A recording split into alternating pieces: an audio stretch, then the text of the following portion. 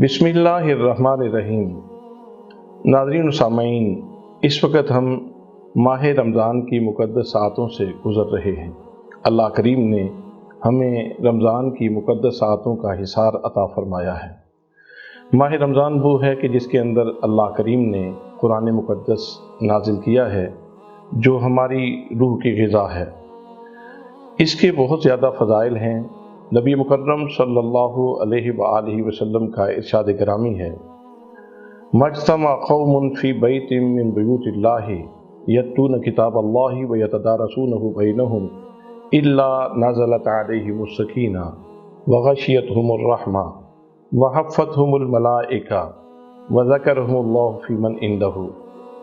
कि मुसलमानों की जब कोई जमात कहीं अल्लाह के घर में वो इकट्ठे होते हैं और अल्लाह करीम की इस पाक कलाम की तिलावत करते हैं या तदारुसुल कुरान करते हैं, कुरान का दौर करते हैं, कुरान मुक़द्दस के रुमूज़ो असरार से आगही बख्शी जाती है, कुरान मुक़द्दस के दकाइक और हक़ाइक तक़सीम किए जाते हैं, तो अल्लाह करीम ऐसे लोगों को 4 इनाम अता फ़रमाता है।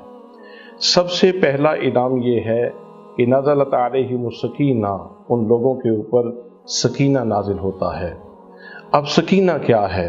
इसके उलमाए लुगत ने तो बहुत सारे मानी लिखे हैं, लेकिन हम कुरान मुक़द्दस से इसकी तशरीह ले लेते हैं। अल्लाह करीम इरशाद फरमाता है, हुवल्लज़ी अंज़ल सकीनत फ़ी क़ुलूबिल मुमिनीना लियज़दादू ईमाना, कि जिन लोगों के दिलों के ऊपर अल्लाह करीम सकीना नाजिल फरमाता है तो उनके दर्जाते ईमान बढ़ जाते हैं। तो फिर इसका मतलब ये हुआ कि माह रमज़ान की सातें हैं जो हमारे दर्जाते ईमान बढ़ाने के लिए आई हैं। इसलिए अगर हम कुरान मुक़द्दस पढ़ेंगे तो हमारे दर्जाते ईमान बढ़ जाएंगे और अल्लाह करीम की तरफ से हमारे ऊपर सकीना का नुज़ूल होगा। दूसरा इनाम ये है गाशियतहुमुर रहमा, जहाँ मुसलमान बैठ के कुरान मुक़द्दस की तिलावत करते हैं तो अल्लाह करीम रहमत के शामियाने उनके सर के ऊपर लगा देता है। और ये उलूही इंतज़ाम है। एक तो मादी छत है जिसके नीचे हर बंदा बैठा है, लेकिन एक अल्लाह करीम की तरफ से स्पेशल इंतज़ाम है और वो नूर का शामियाना है, वो करम का शामियाना है, वो रहमत का शामियाना है। तो अगर हम रहमत और नूर के शामियाने के नीचे अपनी जगह बनाना चाहते हैं तो फिर भी हमें कुरान मुक़द्दस की तिलावत करनी चाहिए। और तीसरा इनाम है वहफ़्फ़तहुमुल मलाइका, कि जहाँ कुरान मुक़द्दस पढ़ा जाता है तो फरिश्तों की जमातें आती हैं, कुदसियों के गिरोह आते हैं और कुरान पढ़ने वालों के दाएं बाएं खड़े हो जाते हैं। और जब तक कुरान मुक़द्दस की तिलावत चलती रहती है तो उन मासूमीन मुक़र्रबीन के हमरा इंसान को बैठने का शरफ़ नसीब होता है। तो ये भी बहुत बड़ा एज़ाज़ है, इसके लिए भी कुरान मुक़द्दस की तिलावत हमें करनी चाहिए।